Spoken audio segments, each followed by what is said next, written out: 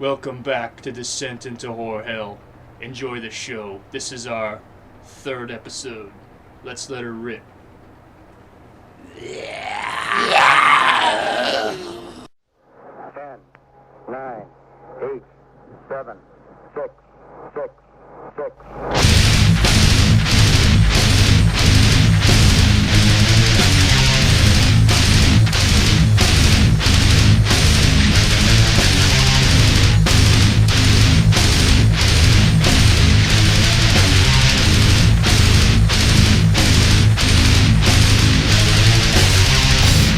Little segment here called Recently Watched.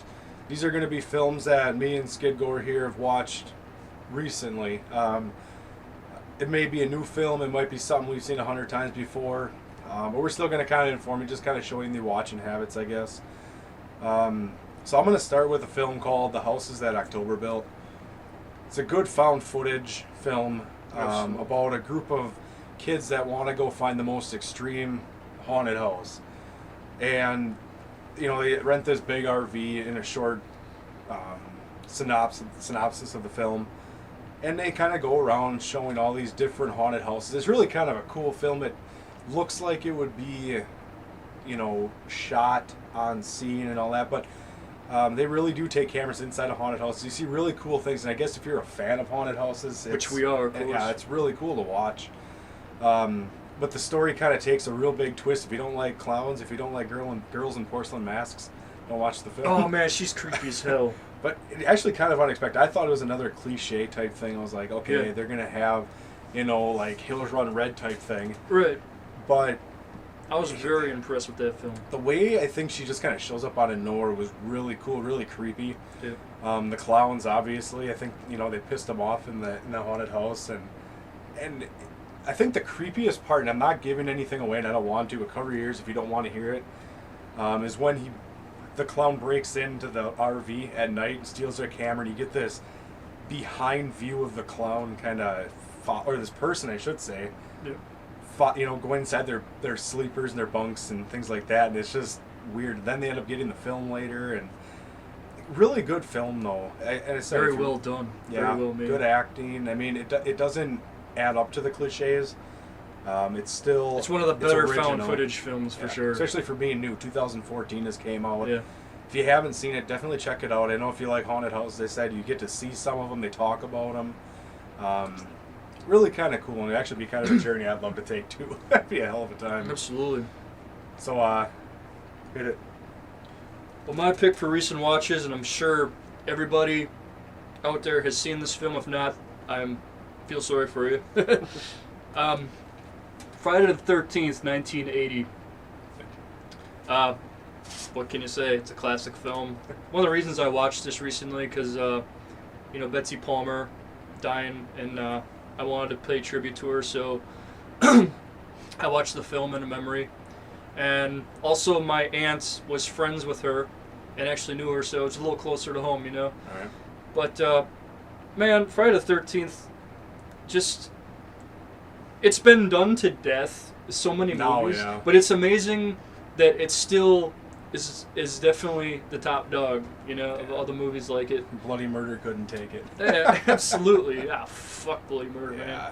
But, you know, Tom Savini's effects, I mean, the one that, there's so many, but the one that Kevin sticks Bacon out, kill. yeah, Kevin Oh, Bacon yeah. kill, arrow right through the neck. Yeah. That was I mean, great. what was The it? axe, the axe, the and spear through the bed. I mean, it was just yeah, such cool. And you know, and then of course you get Betsy Palmer getting beheaded at the end, which was absolutely. which badass. And she, you know, that just makes you love moms in films. It's just, you know, that Mrs. Voorhees is the perfect mother. She Yeah. will kill for her chunk. literally. You know? Definitely, you don't want to Yeah. fuck with Miss Voorhees. Absolutely not. But you know, we're gonna charge to Betsy Palmer. Another legend, but Another one we gone lost. but never forgotten. Never.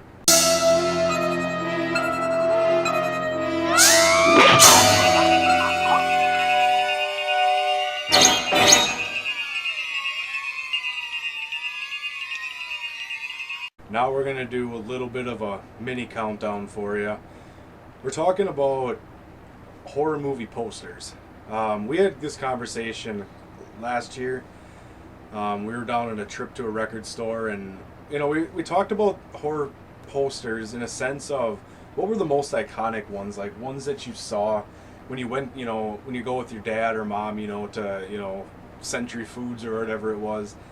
When you go, your parents are looking for a movie to rent, and you go to the horror section, and what's the one thing that really popped out to you? So, I mean, it could be a cover, it could be a poster, something that when you've seen it, either it scared you as a kid, the imagery of it. Just stuck with you. Yeah, I mean, you may not have known who Robert Englund was or Tony Todd or any of them, but you saw the cover and damn, you wanted to see it, even though mom and dad said no. So we're going to give you a little rundown. The old story, of course, right? Yeah. We're going to give you a little bit of a rundown of our top 5 posters or, at the time, VHS covers, because I think those are better than DVDs. Absolutely. I'm going to start off with a very cheesy film, but honestly, what never scared me, but it just was cool, and that's Popcorn, 1991. If you've seen the movie, it's cheesy, but that cover with the skeleton taking off the woman's face, it was so iconic, because especially with that bright green cover, and it really stood out because everything was all this dark imagery along the line, and you get this cover that just really stood out. And I always remember seeing it, and it's an out of print film. It's not not cheap, it's not expensive, but you can still get it. But definitely I recommend checking it out if you kind of like that cheesy or campy 90s type film. So that was definitely one that stuck with me for many years and still does. Yep. My film, Jaws. Of course, we talk about this movie, it keeps swimming our way a lot of times. Third straight time. Yeah, it happens to actually be my favorite movie of all time, ever fucking made, so that's saying something there. But, the iconic cover, when you're a little kid and you see that, you can't quite see a nipple or a breast, but she's naked, and you're just thinking, oh. And then when you see that opening scene with the story, you're like, she was. Yeah. So, yeah, not only that, it's a great, with the great white shark under her, the silhouette, and I think it's just one of, and how many spoofs of that has there been? Obviously the Simpsons have done it. The bunnies. The Fred Vogel thing over there, man. Yeah, it's just an iconic image, and Jaws, man. What more can you say? I think that was intriguing because the shark itself, Bruce is not. He's a big shark. Don't get me wrong. 25, 3 tons of. But that poster made him seem like he was. Like a semi. They made him look gigantic, and as a kid, you looking at that, you're going, I gotta see that, and that was kind of cool because it was PG, so parents were totally right on. You go, like when there's no way that movie would come out today and get a PG-13 rating. You got Alex Kintner turns into mincemeat. Yeah. On the beach, and there's no way, and that dude that loses his leg, you guys okay over there? They're never. That movie, if it came out today, would never be PG-13. No, because you can watch it on TV, and you see when the guy gets in the pond, he gets his leg bitten off, they edit that out on TV. Yeah. You don't even see it. It cuts right through that. So you damn well know that would not last. And what can you say, man? Jaws, watch it go. Go what you got. I have Nightmare on Elm Street 3. Dream Warriors. Now... Well, the Dream Warriors ain't gonna dream no more. So I had to get that on. Do we have to pay Dokken for that? We might have to. I don't know. I had to do that. I'm sorry. I thought it was really cool. And this was not so much the cover. The cover with the claw and you got everybody kind of coming towards. It was really a cool collaboration cover. I thought it was just awesome to look at. But what really got me was the back. And every time you flip over the VHS and look at some of those images from the movie, that's actually what sold me to say, for sure. I wish I was old enough to rent this because I wanted to see it. But the giant Freddy head, inhaling, that was so cool. The effects alone of that movie were awesome, but the cover, I just liked it. You see all the different alternate covers of that film, but that was the one that I really did like. It was one that I remembered. Good movie, too. One of the better ones, I think. John Saxon's back. Still not my favorite, but... Yeah, John Saxon comes back. I love that part where he comes down from heaven or whatever. Yep. He goes up to Nancy. I've crossed over, princess. And really it's Freddy, and he puts the claws right here, and he's like, die! Yeah. That's got some cool scenes, welcome to prime time, bitch. Yes! Just all the cool dream sequences, and that film really worked well with all that because of these kids are going through this therapy session, and yet they're trying to get in the dreams, and they meet each Yeah. other in dreams and stuff, and it really was kind of a clusterfuck film, but it was really cool, well put together, well written. So definitely George a good Clooney film. and Lawrence Fishburne were in it. And Yep. So definitely check that one out. Move on. Well, mine is Lucio Fulci's classic Zombie. Now, anyone who knows me knows that I have the image on my car, the image on my shirt, the image on my hat. You know, I have a huge door. I have a huge poster on my fucking fridge, for fuck's sake. But you know, it's just an iconic image, and I think that it's one of the best iconic images. I really do. You got the worms, you know, coming The out of the teeth, the snaggle Yeah. teeth. and it just grabs you. I remember the first time I saw that in like some little gas station in Florida. You know, I was just looking through all the cheap VHSs and stuff. And, At the time. yeah, at the time, and man, and I saw that zombie just like popped out. And I'm like, whoa, you know, Yeah. that was just amazing. And Took it home, watched it, and I saw that. And of course, I love sharks and I love zombies, so you put two and two They're together. fighting each other. Yeah. Oh man, you can't get any Great better. scene. That was a great cinematography. And a cinema Yeah, aspect, great way to. I mean, I still don't understand how the hell they did that. That was captive tiger shark, I believe. still, that's awesome. I Oh, mean, to man. get it to train to do that. I mean, Yeah. I'm sure that happened a couple hundred times. Amazing film, amazing score, just zombie. The iconic image was just always, And the big red Yeah. zombie letters on top. We're gonna eat you. we're gonna eat you. Cool, what you got? All right, I got Tom Savini's Night of the Living Dead, 1990. This was one of the first one that really scared the hell out of me. The possessed Tony Todd. Oh, You get the zombie with that little teddy bear, and I remember the first time I ever saw that in color. You know, I'm just not gonna talk about the poster, but the opening scene with Barbara in the car, and he had that zombie. In the original one, when he had Bill Heinzman like go up to the window and he hit it, but when the 1991 in color and I saw that scared the absolute hell out of me. And I actually turned it off at that point. The first time I saw it, it was on TV. It's those midnight, horror Halloween sections. but with that big fat zombie in the farm, Oh, Uncle Ridge, I think his name yeah, is. the big he like just walrus falls on mustache. Barbara Yeah. from the. That got me, Yeah. man. And then the. Oh, there's so many. The thing that was always funny was the cut in half zombie where he's just in the lawn. He's like, ah. Like I mean, it's actually really cool. In an old Fangoria I read about, Tom Savini's work in that, and it's really cool because when that came out, or the magazine came out, the film just came out. So when you were reading that, they're saying it as in like, okay, this is how we did the effects back then, and you're looking at it now and you just think, man, some of the things they did, but that album or that movie cover definitely was creeped the hell out of me. Iconic, man. Tony Todd scared the shit out of me. Absolutely. For sure. That's a very good pick, definitely. My pick is the original, the best. If you don't agree with it, go fuck yourself. Texas Chainsaw Massacre, 73 or 74, whatever.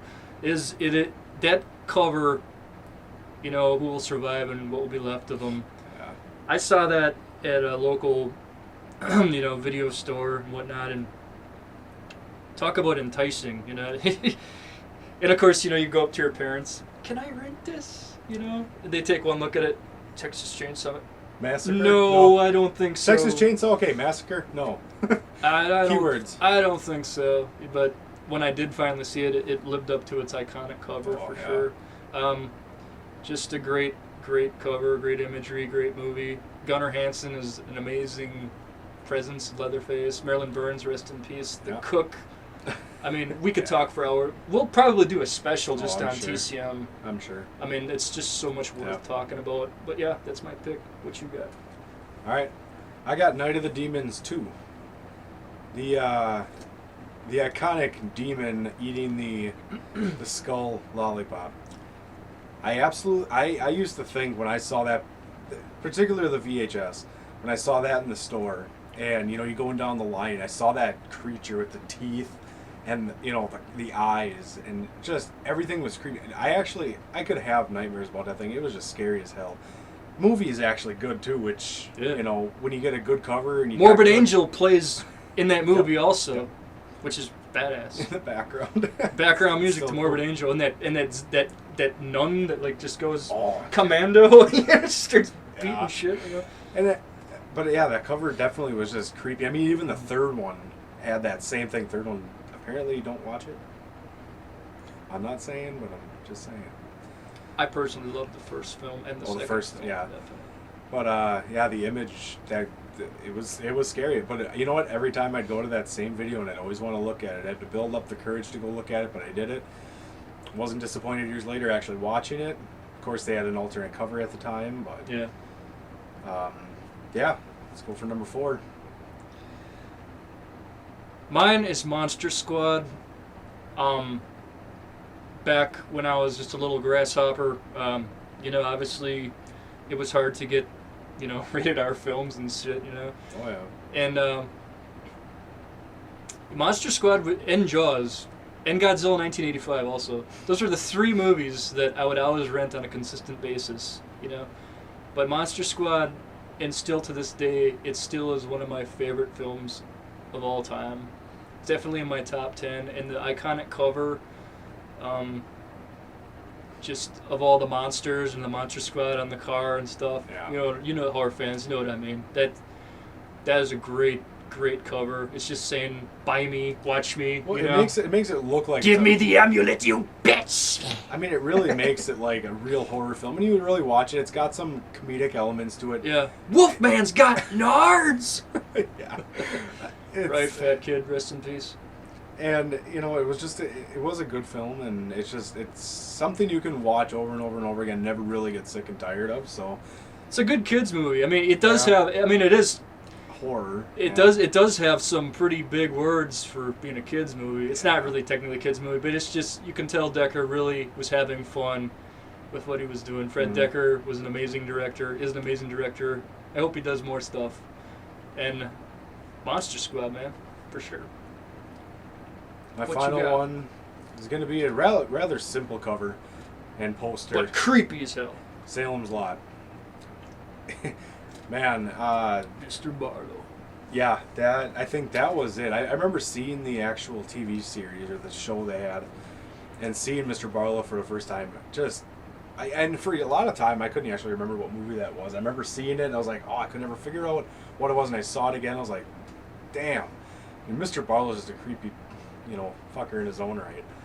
But that cover, he's kind of hovering over. He's got this big shadow. It really reminds The me. Marston House and the full moon. And in it's the like background. that almost reminded me of like Faust, the original, the silent film, when he's overshadowing this city, and Absolutely. it's actually kind of a cool. I almost would assume an homage to that classic, It would not surprise me at all. German expressionism type thing, just because of that. He made him larger than life, and he really kind of was like Nosferatu 2.0. Absolutely. He nailed Reggie nailed that role. Yeah.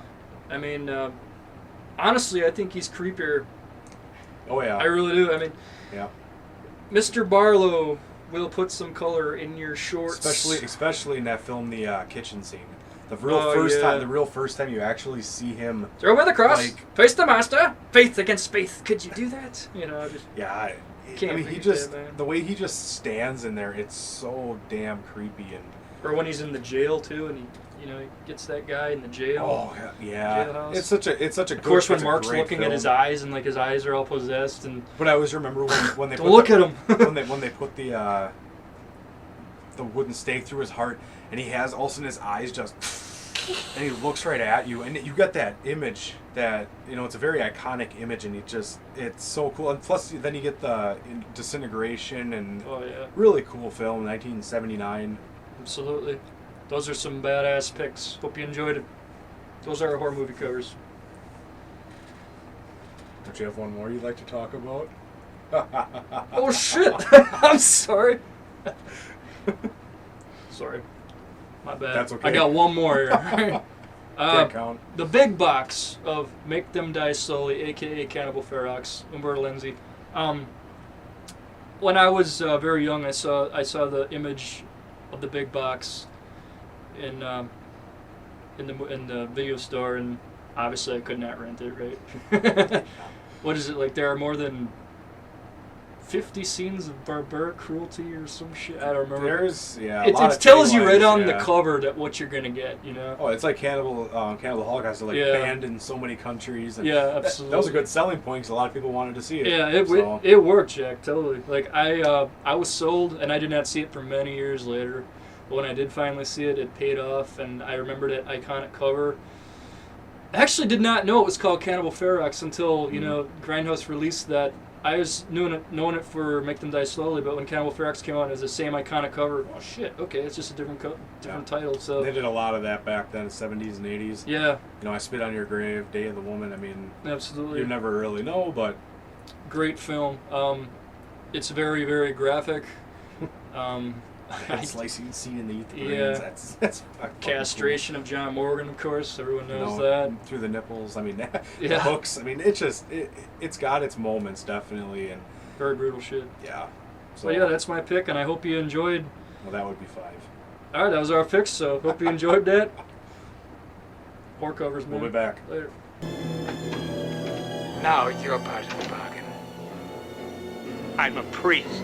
A priest. Throw away the cross. Face the master. Faith against faith.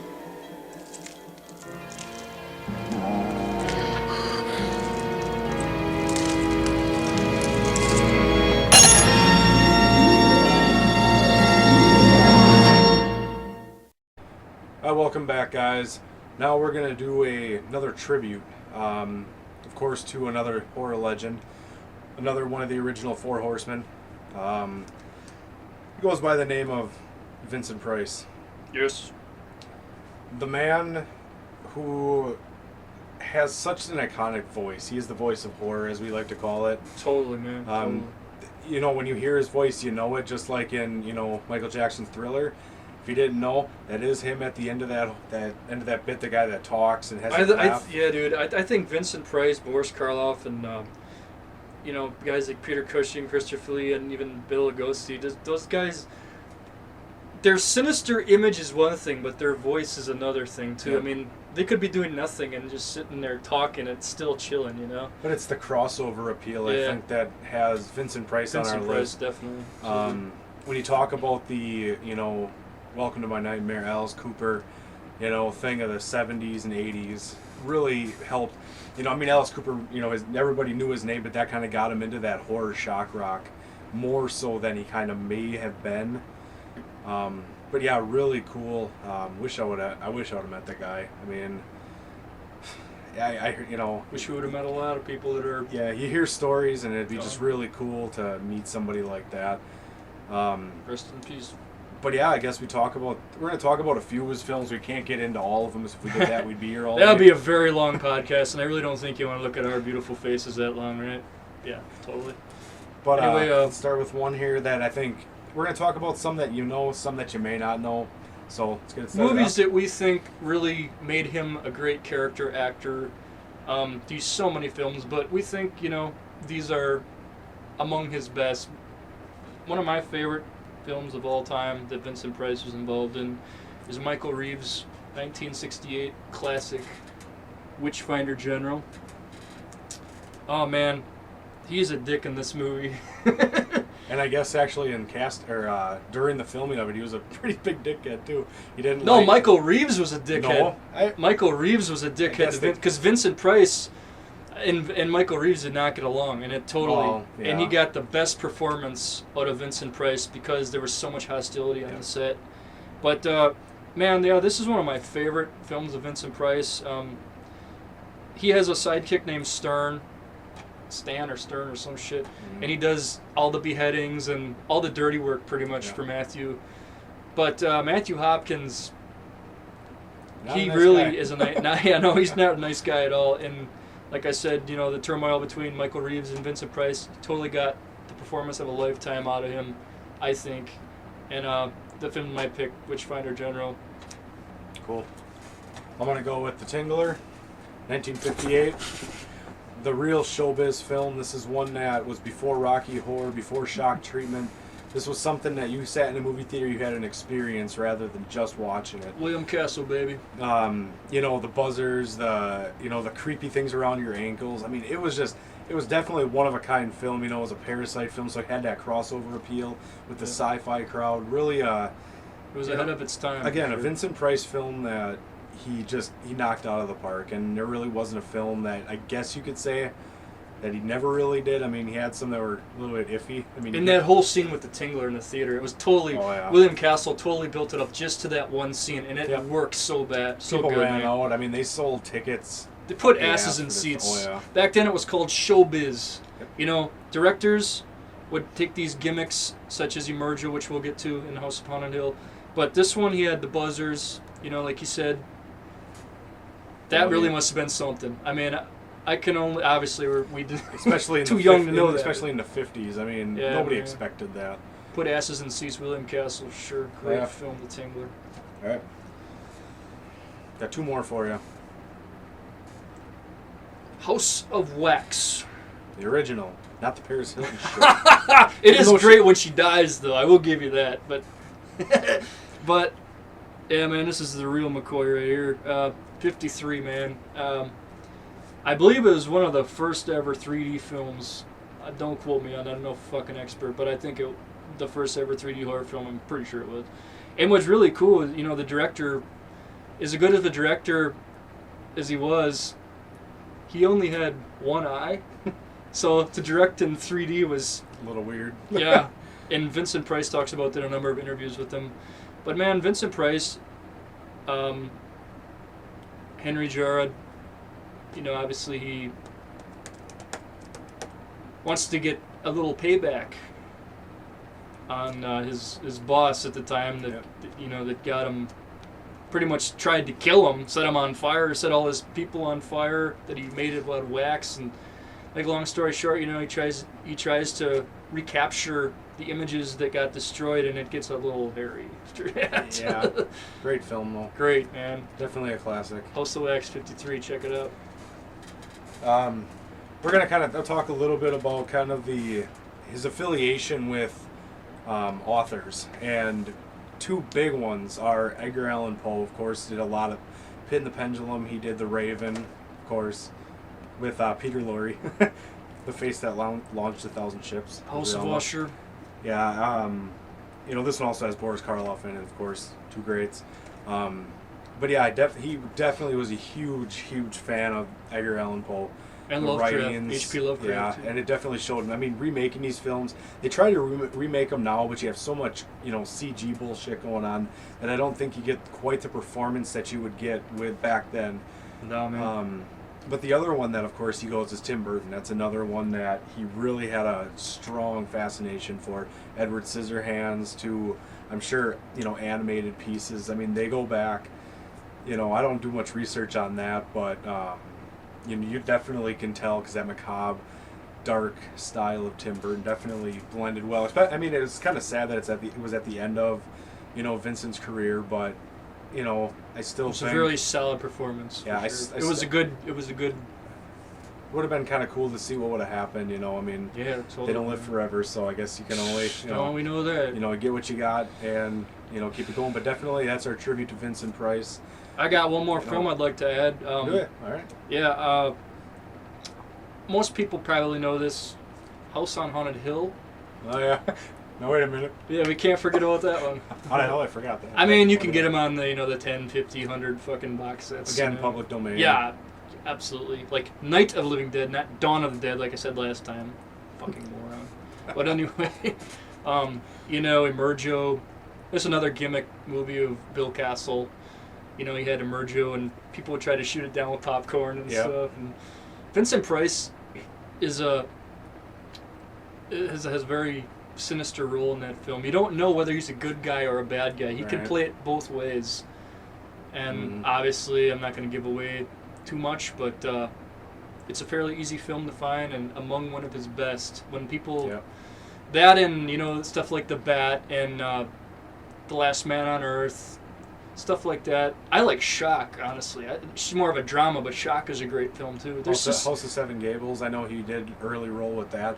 More of a Monster drama. Club. Yeah. Monster Club. I mean, the guy did so much. There's a movie he did with the entire cast of John Carradine, Christopher Lee, Peter Cushing, called House of Long Shadows, and they just released it again after a long absence, and I cannot wait to see it. Even if the movie sucks, I don't care. Just that cast. Those four horsemen I talked Just about. that cast alone, the four horsemen, absolutely. The four horsemen of horror apocalypse, pretty much.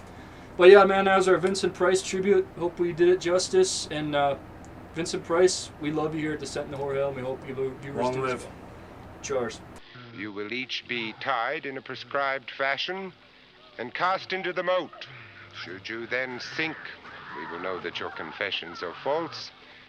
If, on the other hand, you are seen to swim or float, then your confessions of witchcraft are proven beyond a doubt in the sight of God, and you will be withdrawn from the water and hanged by the neck until you are dead. What's going on, horror fans? Hope you're enjoying the show thus far. I got a special tribute I would like to do. I will warn you, these films are very, very graphic. They're not for everybody. That's why we decided to leave this section towards the end. We do not want to offend anybody at all, but we are, of course, talking about the infamous Guinea Pig series. And the reason I'm talking a little bit about this series is because both me and Ghoul recently saw a film that blew our fucking minds. It was a bitch slap to fucking queer horror everywhere. It fucking was a gorehound's nightmare come true. And I'm talking about Stephen Byro's American Guinea Pig, Bouquet of Guts and Gore. And I will get to that. And I'm not going to tell you about the whole history of the Guinea Pig series, because boy, they sure have dark. a illustrious history for sure. If you want to see it, of course, check out unearthfilms.com. Absolutely, you get a really, really good description of it and good history of it. Yeah. I'm just going to talk a little bit about a couple of the films in the series that kind of stick out for me. First up, from 1985, this is the first Guinea Pig, Devil's Experiment. In my opinion, this motherfucker is one of the most disturbing, brutal films in the series, in my opinion. I think this one, hands down, is just... I mean, these thugs, basically, they just tortured this poor woman. It's a simulated snuff That's film. how they all are. Yeah, it's a simulated snuff film, to give you an idea. Wow. It's not your horror candy typical film. You're not going to find this at Walmart or Target. Or something, you know what I Shouldn't mean? say that, 'cause they found American Guinea Pig at Target. Which is hilarious, man. But, you know, they torture this woman. They just beat her till she's black and blue. I mean, they kick her, they punch her. They just do so much horrible, ghastly things to her. They pinch her skin. They subject her to loud noises till her fucking ears pop. They sever her arm. God, what don't they do to this poor woman? They let her drink Jack Daniels, a whole fucking bottle of Jack Daniels, and spin her like 200 times in a chair.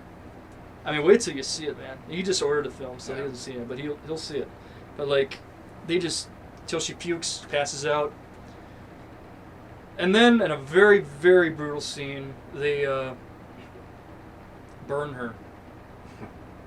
A number of times, really. They burn her. And then, as she's lying there, they pour live maggots on the wound, and the maggots go into the burn. And if that's not enough, these sick fucks take raw meat and entrails from God knows what. I don't know if they're animals or probably people, honestly. And they just throw it at her. They fucking throw this shit at her like full blast, like getting intestines in your face and stuff. You know, she can't hear them laughing diabolically because obviously her ears are blowing out from the noises. But she eventually wakes up because there's an intestine under her nose. And then she starts screaming hysterically, and who the hell wouldn't, right? But man, I gotta say, since I got this film in probably 2003 or whatever, I've only watched it probably about maybe, give or take 5 times. I just watched it recently because we're doing the Guinea Pig thing. it still holds up. It still is very brutal, and it's really hard to disturb me, honestly, Skid Gore. You know what I mean? But yeah, that's Devil's Experiment. But the one most people think about, and the infamous one in the series, is Flower of Flesh and Blood. The Darth Vader film. Absolutely. Another, simulated snuff film. Not much plot here, just a crazy Japanese dude in a samurai fucking helmet that just drugs this chick and just dismembers her, disembowels her, rips out her eye, licks it sexually. Eats it almost. I mean, he licks it like a fucking lollipop. Brutal saw motion on the bone. You can see the bone and the tendons fucking in the hand. gore, man, is just really, off the page. Really well done in this one. Absolutely. I mean, some things, okay, you can kind of tell, okay, it's a prop, but other things, I mean, if you watch the behind the scenes, you know that some of this stuff was actually real, and it, when he's cutting her open, and kind of ripping the insides, that's all real. Taken from a video, autopsy, whatever, but still, you couldn't even tell the difference. I think the film itself is really pointless in many people's eyes. Like, you're gonna say, okay, I want to be grossed out, but what the hell's the point? Obviously, Charlie Sheen thought that. Well, yeah. I have to say this because you can't mention this film without the Charlie. Okay, I'll give you a little input in this. Chaz Ballin of The Great Deep Red gave Tim Gross of Ultraviolet Magazine a copy of the most brutal. He said, I want the most gory, fucked up movie that you can produce for this party I'm having. And Chaz delivered, man. He had scenes from the Guinea Pig series, primarily Flower, Flesh, and Blood. And after the party, I guess, the video just circulated throughout California, and it ended on none other than Charlie Sheen. He was probably on cocaine at the time and watched this, and you can only imagine what he thought. Oh my God, he fucking lost his fucking shit, man. He contacted the MPAA, and through them, the MPAA contacted the FBI. There was a huge 2020 episode on it. I've never seen it. I personally would love to see it myself. I'm gonna try to track that out on YouTube or something. But that's kind of was word of mouth. This was long before DVDs. It's about tape trading. It was very hard to get the Guinea Pig films into the U.S., but thank you to Stephen Byro, who was a firm believer and fan of the series. He brought it to our attention, basically, and he released it on the Great Unearthed Films, which is one of my personal favorite fucking hardcore horror companies, in my opinion. The best. But yeah, absolutely. This movie is infamous, and watch at your own risk, kids. But the last one here, talking about Stephen Byro. Being a fan of the Guinea Pig series, Stephen Byro wanted to bring it to our shores. He wanted to make American Guinea Pig, and that's exactly what he made. And a film he made, man. American Guinea Pig, Bouquet of Guts and Gore. Brutal fucking movie. Oh man. my God. This movie was, like I said in the beginning, a total treat to us gorehounds and fans of extreme cinema. It's not for everybody. God fucking no. It's not for everybody. This kind of actually, some parts Can't actually stress that enough, man. And some parts in this film put some of the parts in the original Guinea Pig to shame. Cutting eyeballs and slicing them open. Marcus Cook did the effects in this film.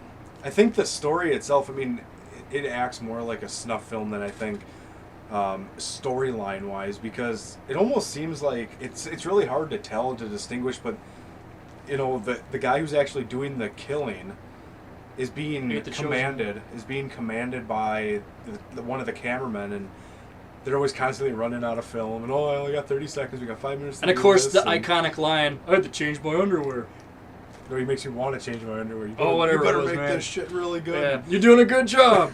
But you actually kind of find out that this guy, the killer, doesn't really want to do this, and it kind of almost comes out that his kids and his family were taken or something like that against his will, and he's got to do this and make this film for him. It's kind of what I got out of it. It's really hard to tell, but Marcus Cook man is the Tom Savini of our era, in my opinion. Yep, that's saying something. Anyone that watched Descent into Horror Part 2 knows that I talked about a film called 100 Tears. He directed and did the effects for that film. He's back doing his gore magic on Bouquet of Guts and Gore, and you really should check it out, man, because well, like I said, it's not for everybody, but for the few and the proud and the hardcore motherfuckers out there watching this and appreciate hardcore horror cinema, this gore is for you. American Guinea Pig. Hail. Guinea Pig. Absolutely. And I can't wait to see what Stephen Byro and Marcus Cook do next. Keep it up, guys. Hail.